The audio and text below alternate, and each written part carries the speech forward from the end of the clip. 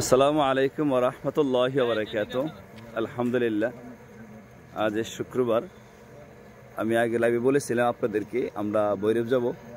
তো ভৈরব যাওয়ার উদ্দেশ্য আমার এক ভাই আমাদেরকে দাওয়াত দিয়েছেন, সেই উদ্দেশ্যে মূলত যাওয়া। তো আমাদের সাথে সবাই আছেন, যে রিফাত এখানে আছেন, তারপর আমাদের সবার প্রিয় আনোয়ার মামা এখানে আছেন। মামা আছেন নি আপনি?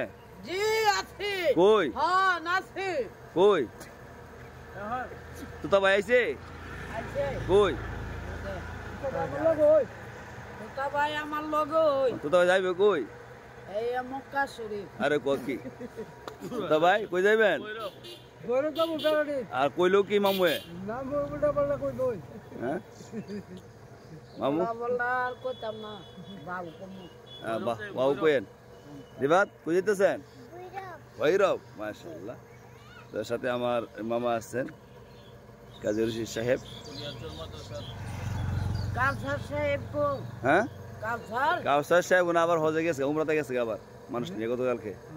দোয়া করেন আপনি, অনেক গেছে আমাদের জামানত থেকে অনেক গেছে। তা আমাদের সবার পরিচিত আমাদের জামালগঞ্জের গর্ব হাফেজ মাওলানা মহিবুল হক আমাদের সাথে আছেন।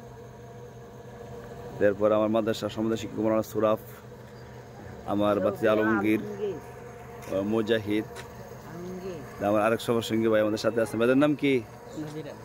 নাজির আলী। মাশাআল্লাহ। তো সবাই দোয়া করবেন আমাদের জন্য, আল্লাহ তাদের সুই সালামত যাওয়ার তৌফিক দান করেন। মামা আস্তে আস্তে গাড়ি উঠেন।